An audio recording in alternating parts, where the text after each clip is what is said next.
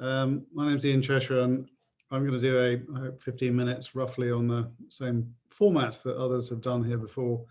And when I asked about the wish I'd known, it's not intended to be things, all the mistakes I've made, going back to wish if I could redo, I probably would, going back to your age. But what I want to do is talk about a couple of themes, which I've really, I think, learnt more about as I've gone from the average age of this audience to where I am now. But leave lots of time for Q&A. And really, typically I found these sorts of meetings are really all about the Q&A and the conversation. So please do ask any questions. If I can't answer them because I have no clue what the question is, or because I can't speak about it in public, I will just say that, but pretty well everything is open for grab. So just 2 hours of background, then I'll come on to the theme. So my background, I suppose, is having left university and not knowing what I wanted to do. I was going into business. I've ended up being a retailer, slightly by accident, over about 30 plus years. Ran Kingfisher, that owns B&Q, and have done international e-commerce, all sorts of bits of that. But really because I love the combination of people, customers, and then the sort of the data and the insights. And then I'm now turning myself, left there in 2015, 2016, and I'm now into the second phase of my portfolio life. And currently I'm still at Barclays, BT, and also chairing a private hospital group, Spire. But also, one of the things I've sort of deliberately tried to do all the way through my career is have some sort of balance of other interests. And I've been particularly interested long-term in sustainability. And I've chaired the Principles Corporate Leaders Group on climate change and done a lot in different various incarnations, including business in the community, and worked with Ellen MacArthur and helped set up her foundation, which we'll come back to in a minute. But also since leaving Kingfisher, I was very interested in mental health, and probably that's the bit I'd like to talk about now, if that's okay. So I'll talk a bit about mental health at work, particularly, and things I wish I had known, actually. And then talk a bit about the circular economy, particularly as an angle into sustainability, but also one other sort of subtext there. So I suppose the sort of wish I'd known is, when I was starting out, is that when you do start out, you're very, incredibly busy, particularly as junior members of an organization. You're essentially the wage slaves that make the profit that other people live on. So you are incredibly busy for the first phase of your career. And it's often hard to find a balance in that. And I know some of you, I'm sure, in things like investment banking or sort of corporate lawyers who, frankly, work ridiculous hours.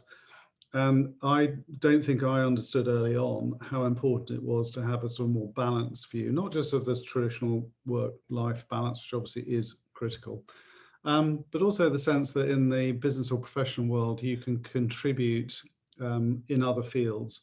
And actually the business really needs to play a role in some of these big agendas. And it doesn't really get any bigger than climate change, but mental health, I'd argue, is similar. And I think 20, 30 years ago, I think that wasn't a very fashionable view. I think there was the sort of sense that the point of business is maximizing shareholder value. And therefore, by definition, anything you were doing that was in some way sort of with other stakeholder groups was not really part of the gig. And I think what we've now seen is that there is a clear understanding that purpose in business is fundamental, and people will choose to work for businesses that have legitimate, real purposes, as opposed to a few slogans on a wall. And in that sense, it's, I think, liberated a lot of people in the business world to think about how they can make contributions elsewhere. And a lot of the businesses now are engaged with quite major programs that actually allow a lot of people in the organization to unleash their full talent. And I've been constantly amazed, particularly, one of the joys about retail is we had 80,000 people working for us at Kingfisher, and they were doing incredible things in their local communities, running scout groups, they were volunteering, they were doing all these other things.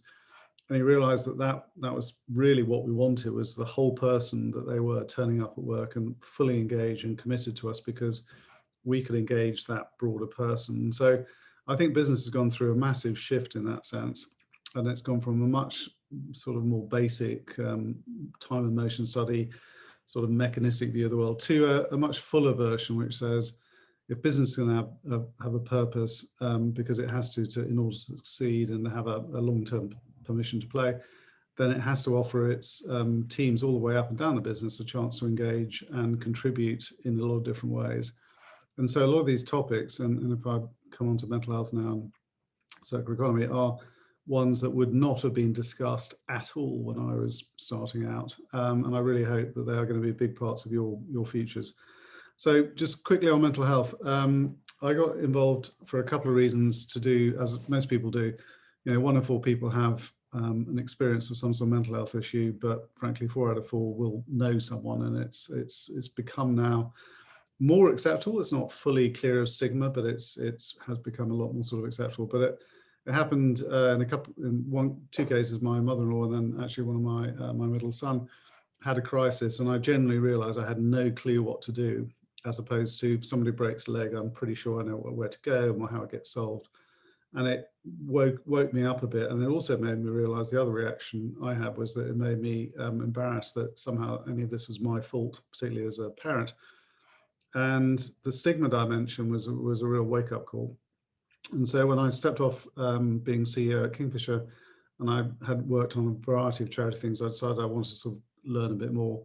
And through a complete fluke, I ended up chairing Heads Together, which was the campaign with the Duke and Duchess of Cambridge and Duke and Duchess of Sussex, as it turned out, for briefly, which was genuinely transformational in terms of changing the conversation in the UK. Out of that, we ended up with sort of 3 programs. Once we did the initial stigma work, and we ran the London Marathon in 2017 was the first mental health marathon. We then looked at schools, which is still going really well, and that's particularly where the Duchess works. We looked at the services, which was where Harry was working, and then we looked at mental health at work, which is where I'm now focused, as is the Duke of Cambridge is backing it.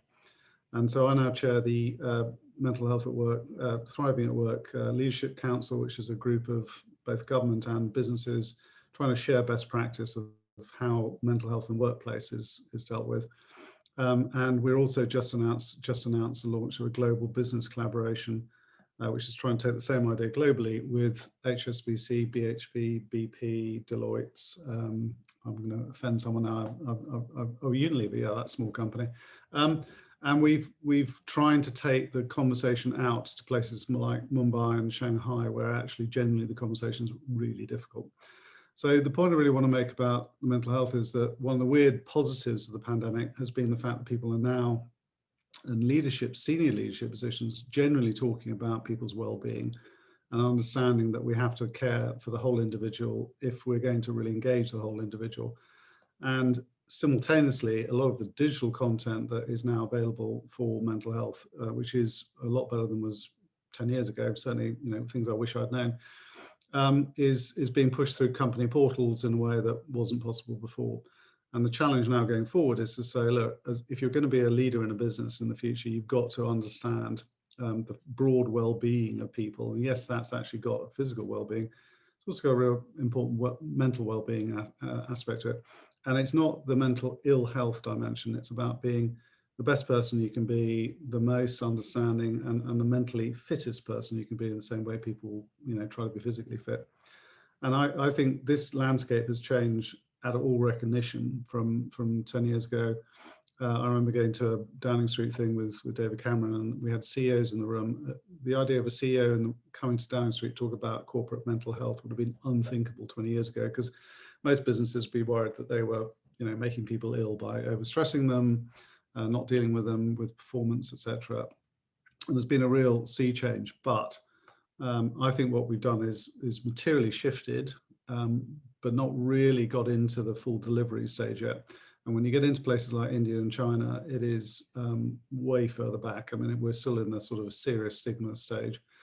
And I think this is going to be a 10, 20-year theme in business. And I think it's brilliant to see world-class businesses stepping up to the plate.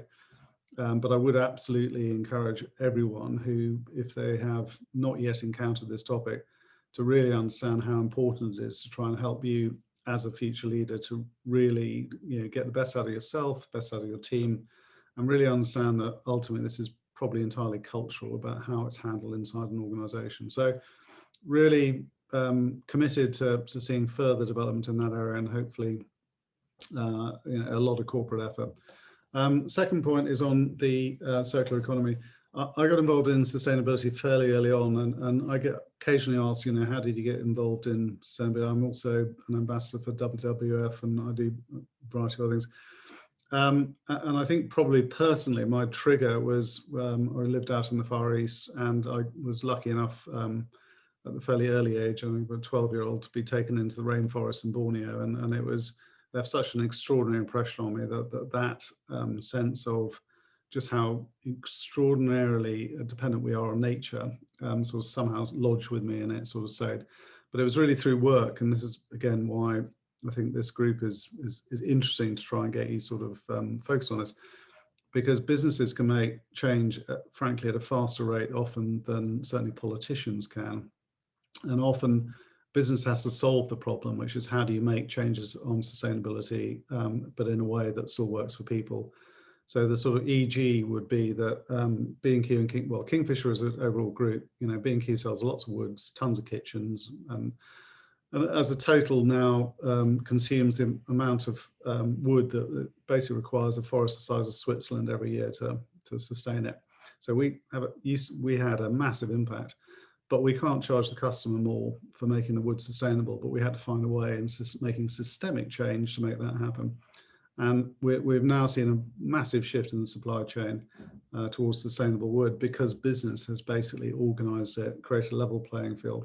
And we're doing a similar thing. I chaired something for the government called the GRI task force, and we're looking essentially at the impact of deforestation through things we buy in the UK, and soya, palm oil, the obvious things, but also cocoa, beef, wood and pulp. And I think what's interesting there is the contribution has been really made by the business players trying to change the supply chain without imposing the burden of asking the customer to pay a massive premium.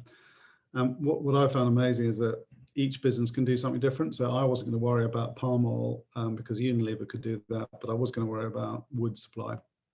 And the ultimate sort of area that I've found fascinating about that was the idea of the circular economy. And if you haven't come across this much, please, encourage you to look at it, because it basically says that the current economic model essentially is broken, whereby we take, make, and dispose, and we have to redesign the economy. And that involves things like, yes, we have to decarbonize, but it's actually subtler than that, which is you have to think about products in a completely different way, which is you have to think about, can you harvest them several times around the loop, so that you can potentially make your money, as opposed to a one-time sale. You effectively curate the cycle for a number of times, and you recycle the materials, and you also build a closer relationship with the consumer if you do it right.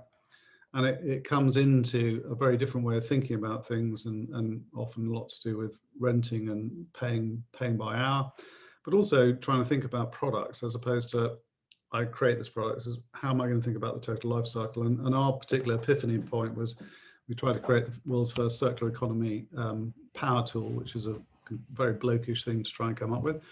It's actually incredibly difficult to do, because we found out that none of our suppliers knew where some of the chemicals were from. We didn't know, we designed it to be built and last. We had no idea how to take it apart and then recycle it, and which materials were valuable. And also, how can you extend the use so that you sound a bit counterintuitive. The retailer is going to make one sale and less sales in the future, but it creates a longer cycle. And I think this is a fundamental trend that's coming our way in all sorts of areas, but it requires a very major redesign as opposed to a partial sort of tinkering around the edges, a bit of greenwash. And as I said, I had the joy of actually through sailing sponsoring Ellen MacArthur when she was sailing around the world, and she had her epiphany, set up the Ellen MacArthur Foundation, which I think is one of the leading thought leaders on the circular economy. But has also made the business case for it, which is ultimately we have to move the model of the economy. So in terms of things, and I will shut up shortly, but in terms of things I wished I'd known, again, looking at the average age of the audience, I would say it's that business has a much bigger role to play than it previously thought. And it has the opportunity to make real systemic change at a more rapid pace. Particularly if it works out how to build alliances of other like-minded businesses. And that's where the networks like 2040 are particularly interesting, because I think cohorts of future leaders will make change in a connected way, in a way that was much harder to do, certainly when I was coming up through the ranks.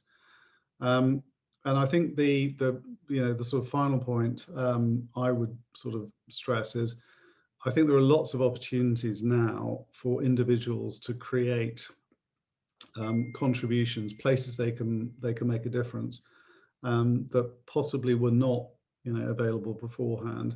And I think businesses, and particularly senior leaders and the C-suite, are much more interested in seeing what can you contribute, what can you do, how can you help most of our businesses, have a better total impact for all our stakeholders. And so the sort of challenge back is to say to this next generation of leaders is, okay, you've got much more permission, frankly, than I probably had in some things I was doing. So you need to pick where you can make a difference and the areas you can make a contribution. But I think the really positive news is the businesses are willing now, I think, to put the resources behind it and understand that customers and colleagues want it, and that it is part of the commercial success of the business to be a positive force for good. But the really valuable bit is, as opposed to just doing it out of lip service, is if each institution, each company, or each group works out what their particular contribution is and how they can make a difference.